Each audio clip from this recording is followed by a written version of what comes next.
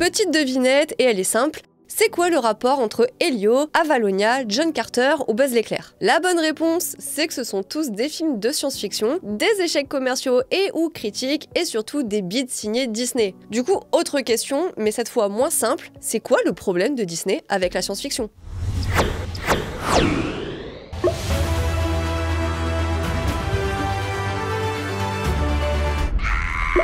Salut tout le monde, c'est Déborah.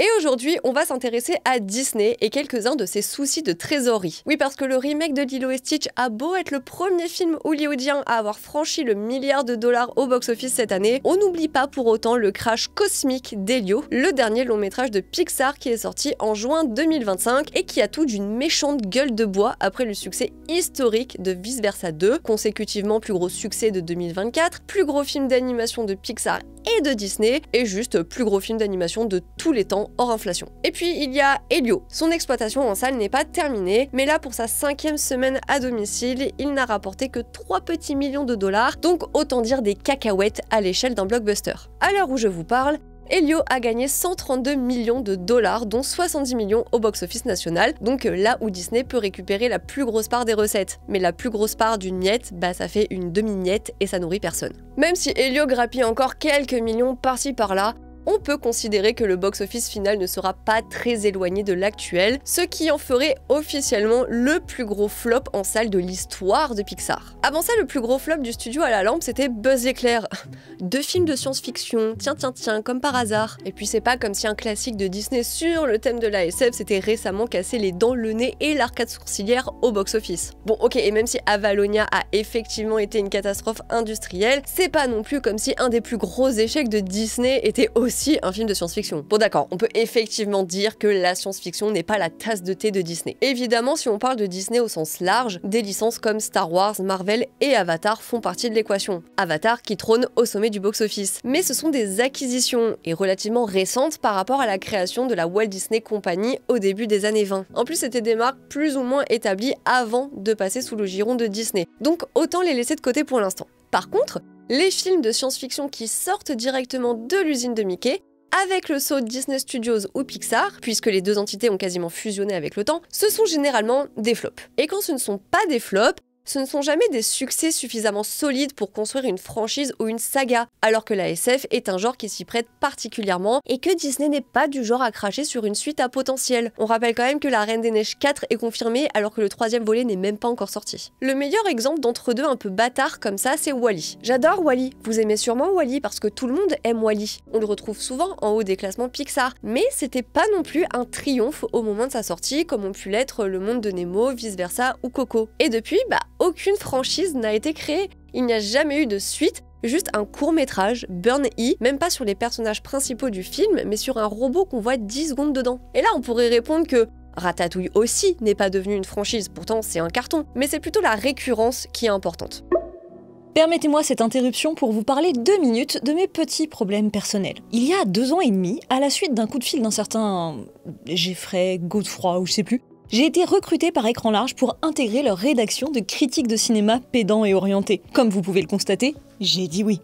Problème, ça payait que dalle, alors à côté j'ai maintenu mon activité de youtubeuse, qui est en réalité mon identité secrète, Demoiselle d'horreur.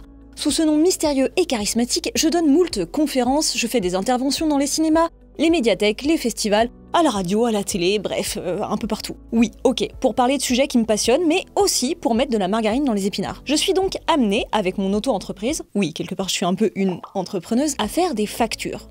Un peu tout le temps. Et pour un esprit libre et créatif comme le mien, c'est-à-dire profondément phobique de l'administratif et incapable de s'organiser correctement, ça devient très vite un enfer. Payez-moi sans que je doive passer mes soirées à remplir des papiers en fait. Heureusement, une solution venue du ciel m'a littéralement sauvée et cette solution s'appelle Odoo. Oui, le logiciel de gestion d'entreprise tout en un et centralisé qui va vous permettre de gérer tous les pans de votre entreprise et de vous concentrer sur l'essentiel, c'est-à-dire regarder des films. Odoo compte plus de 45 applications qui sont là pour vous épauler dans la vie de votre entreprise. Et donc, moi, celle qui m'intéresse le plus, c'est celle qui me permet de faire mes factures. Quand vous faites vos premières factures, vous avez toujours peur de mal faire. Comment la mettre en page? Quels éléments doivent obligatoirement y figurer? Comment faire en sorte que tout ça soit bien carré, bien légal. Peut-être que vous aussi vous avez peur d'être un jour réveillé en pleine nuit par la CIA parce que vous avez mal placé une virgule dans vos factures. Plus de problème, avec l'appli facturation d'Odoo, vous pouvez remplir automatiquement toutes les infos de base de votre entreprise pour vos prochaines factures. Vous n'avez qu'à compléter un modèle tout fait et tout propre. Il n'y a plus qu'à ajouter le client, les produits ou les services concernés, bien sûr, mettre à jour les quantités, remplir la date de facturation, la date d'échéance, toutes ces modalités. Et ensuite, vous pouvez envoyer directement la facture par voie électronique et gérer tous vos échanges depuis le chatter intégré. Votre client pourra même payer directement en ligne avec son moyen de paiement préféré. Pour info, l'obligation de facturation électronique sera bientôt obligatoire en France et en Belgique. Et avec Odoo, vous y serez déjà préparé, puisque l'appli intègre PayPal, un réseau sécurisé permettant d'échanger des factures à travers toute l'Europe. Vous pourrez aussi connecter votre banque et automatiser les suivis pour garder un œil sur tout. Bref, que vous soyez modeste youtubeur ou patron d'une multinationale, vous avez tous les outils à votre disposition pour tout bien faire. Non seulement c'est hyper pratique et rassurant,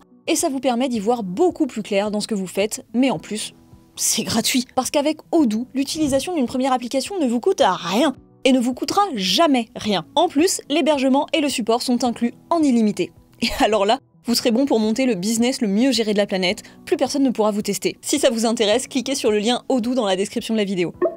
Des classiques de Disney de SF qui ont floppé, il y en a beaucoup. Et on doit évidemment évoquer le cas injuste de La Planète au Trésor, auquel j'ai consacré une vidéo entière, et celui tout aussi injuste de l'Atlantide, l'Empire perdu. Ces deux films ont été réhabilités avec les années, mais n'ont presque aucune postérité, en plus d'avoir donné des sueurs froides au service compta. On doit aussi citer le beat de Bienvenue chez les Robinson, qui est selon moi le classique contemporain parmi les plus oubliés ou juste inconnus du grand public, donc sans postérité et sans réhabilitation non plus. Là, on pourrait dire que Lilo et Stitch, avec son histoire d'alien qui débarque sur Terre, est le contre-exemple, presque l'exception qui confirme la règle, mais je suis pas totalement d'accord. J'adore Lilo et Stitch, tendrement, vraiment. Mais le film exploite très peu sa toile de fond SF. C'est vraiment un arrière-fond, un filtre, voire même un simple moyen d'accentuer la métaphore sur la marginalité et la solitude. La franchise, qui compte pourtant 4 films d'animation, 3 séries et un remake, n'a jamais vraiment creusé sa dimension cosmique. Il s'agissait surtout de rester sur Terre avec de plus en plus de dérivés de Stitch à attraper et à vendre dans les magasins de jouets. Et on a souvent affaire à ce genre de production, c'est-à-dire des films avec des petites touches de science-fiction par-ci par-là, un peu comme le robot sauvage de DreamWorks récemment. Et je ne compte pas non plus les nouveaux héros et les indestructibles dans l'eau qui sont clairement des films de super-héros avant d'être des films de SF. Au final, la seule saga à avoir vraiment tenté de faire de la science-fiction digne de ce nom, c'est Toy Story, avec les aventures de Buzz l'éclair, la série en 2D diffusée en 2000 et qui imaginait les aventures du vrai Buzz l'éclair et des autres rangers de l'espace de Star Command. J'ai un petit attachement nostalgique, on va pas se mentir, mais c'était clairement un produit dérivé assez bas de gamme, piloté par Disney pour exploiter le filon télévisuel, ce qui a pas mal fait grincer des dents chez Pixar. Elle a d'ailleurs été reniée par les artistes de Pixar qui ne voyaient pas d'un bon œil ce projet opportuniste, notamment Lee Unkrich, qui avait fait le montage du premier Toy Story, et John Lasseter, son réalisateur et co-scénariste. Disney aussi l'a finalement désavoué. Après la diffusion originale sur la chaîne Disney One, elle a été rediffusée régulièrement sur d'autres chaînes du groupe, Disney Channel ou Toon Disney, jusqu'en 2009, autour de la production de Toy Story 3, réalisée par Lee Unkrich. Aujourd'hui, elle n'est même pas disponible sur Disney+,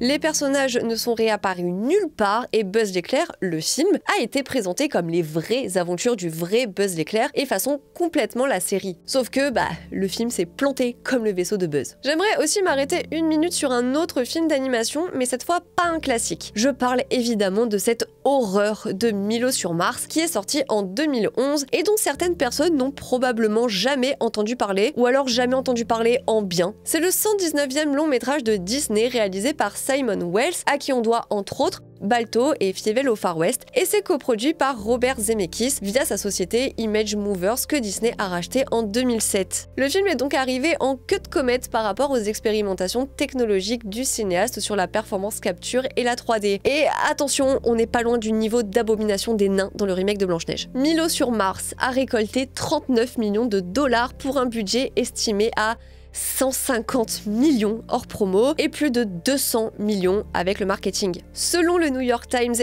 et The Hollywood Reporter, Ça a été le plus gros bid de l'année 2011 et les pertes ont été chiffrées à plus de 130 millions de dollars pour Disney. Ce qui en fait le deuxième plus gros crash hollywoodien de tous les temps hors inflation, derrière RIPD Brigade Fantôme et devant Plutonage, la comédie de science-fiction avec Eddie Murphy, décidément. Et devinez qui on retrouve juste derrière en 4e position de ce classement, le film John Carter de Disney que j'ai cité au début de la vidéo et qui étend le problème de la SF chez Disney au cinéma en prise de vue réelle. Ce film, sorti en 2015, est l'adaptation du roman Une princesse de Mars, publié en 1917, et le premier volet du cycle de Mars de l'auteur américain Edgar Rice Burroughs, qui est aussi le créateur de Tarzan. Disney avait donc tout ce qu'il lui fallait pour construire une saga avec une dizaine de livres sur lesquels s'appuyer et même plusieurs personnages principaux. Mais premier indice pas bien encourageant, le titre a été changé pendant la production, comme ça arrive souvent à Hollywood. Sauf qu'il est passé de John Carter of Mars à John Carter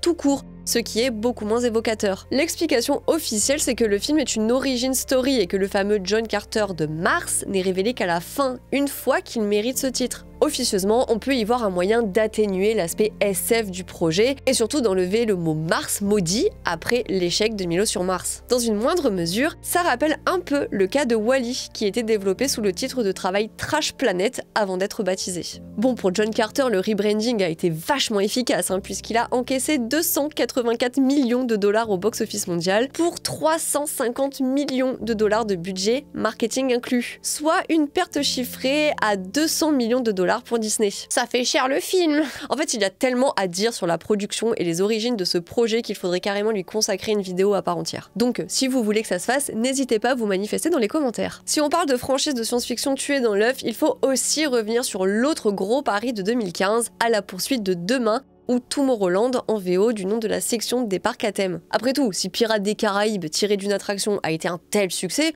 pourquoi ce serait pas le cas de celui-là? En plus, contrairement à John Carter qui n'avait pas de méga star en tête d'affiche, là on a George Clooney et on a en plus Brad Bird à la réalisation. Mais la mayonnaise n'a pas pris et le film n'a même pas atteint les 210 millions au box-office alors qu'il a officiellement coûté 190 millions sans compter les frais marketing. Selon les analystes, Disney aurait ainsi perdu entre 120 et 140 millions de dollars. Si on ajoute à ça les 200 millions de pertes de John Carter, ça commence à faire pas mal de trous dans le panier. Et évidemment, la suite d'À la poursuite de demain n'a jamais vu le jour. Et on pourrait même remonter à d'autres tentatives plus anciennes, comme Tron. Alors oui, le premier film de 1982 est culte et c'est devenu une référence en matière de science-fiction. Mais il n'a pas non plus rempli les poches de Disney et la franchise est encore très bancale. On a eu Tron l'héritage en 2010 seulement, après une production bien compliquée. Et en plus, le film a reçu des critiques mitigées et n'a pas non plus explosé les compteurs. On est dans les 400 millions au box-office mondial pour environ 170 millions de budget. Peut-être que le prochain Tron Ares sera un triomphe ou la preuve que l'univers peut se développer, même si à chaque fois, ça se fait dans la douleur. Difficile aussi de ne pas revenir sur Le Trou Noir, le film sorti en 1979, la même année que le film Star Trek.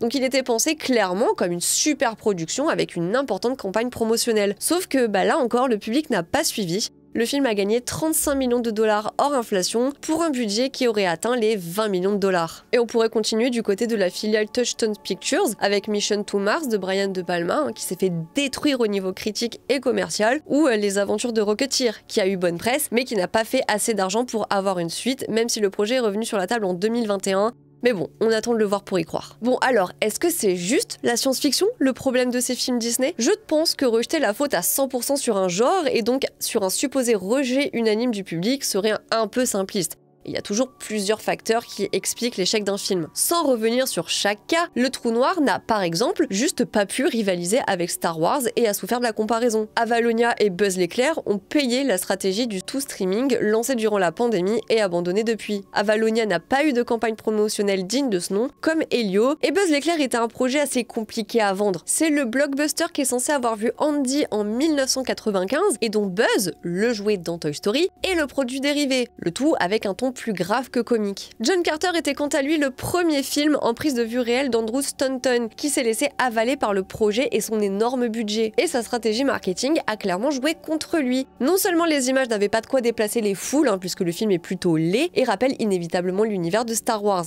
En plus de ça, le CV d'Andrew Stanton chez Pixar n'a pas été mis en avant, alors que la mention par le réalisateur de Wall-E et Nemo sur l'affiche et les bandes annonces, ça aurait pu être un argument rassurant. Bon, après sur l'affiche de À la poursuite de demain, il y avait la mention production par le créateur des Indestructibles et de Mission Impossible Protocole Fantôme, et ça n'a pas suffi. Pour revenir à John Carter, le fait qu'il s'agisse d'une adaptation de La Princesse de Mars et du cycle de Mars n'a pas été clairement annoncé, ce qui aurait pu attirer un public un peu plus âgé, tandis que la romance dans l'histoire n'a pas non plus été mise en valeur, ce qui aurait pu donner un aspect un peu moins genré au film et attirer un public encore plus large. Et évidemment, comme le film est vraiment raté, il n'a pas pu compter sur un bouche à oreille favorable. Il y en a d'autres d'ailleurs qui espèrent profiter d'un bon bouche à oreille, c'est Écran Large. Au-delà de la chaîne YouTube, Écran Large c'est un site internet et surtout un média indépendant et donc fragile qui a besoin de soutien. Pour nous soutenir, on propose un abonnement contre quelques euros qui donne un accès à des dossiers en exclusivité et ça brasse énormément de thématiques. Ça va de l'analyse de séquences au rapport détaillé de box-office, en passant par des éditos ou des retours complets sur des filmographies. Voilà, je voulais juste passer le mot, je referme la parenthèse. Enfin, pour le cas de La Planète au Trésor, lui il a subi la concurrence de Disney lui-même en se retrouvant bloqué entre Lilo et Stitch et Hyper Noël. Et puis d'une façon plus générale, les classiques des années 2000, autrement dit de l'ère expérimentale de Disney, ont globalement fait chou blanc. À tout ça, on peut ajouter la difficulté à créer un univers à l'imaginaire riche et à lui trouver un public précis. Il est pas rare que les films de science-fiction pour jeunes publics qui essaient de voir grand se retrouvent à devoir faire des compromis pour s'adapter au code du cinéma d'animation pour enfants. J'ai souvent le sentiment que Disney particulièrement se contente de prendre une histoire quelconque sur un enfant ou un adolescent en difficulté et de coller par-dessus un décor de science-fiction, ce qui peut donner des univers vite limités, pas très imaginatifs ou immersifs. Je trouvais que celui d'Avalonia par exemple était une sorte de Pandora arrondi et gélifié, et dans Helio on a de belles images de l'espace mais pas de créativité à proprement parler. C'est même assez honteux d'avoir mis autant de personnages extraterrestres sur l'affiche alors qu'ils sont à peine exploités, comme le principe du communivers en fait. Donc voilà, on a souvent cet entre-deux dans la tonalité,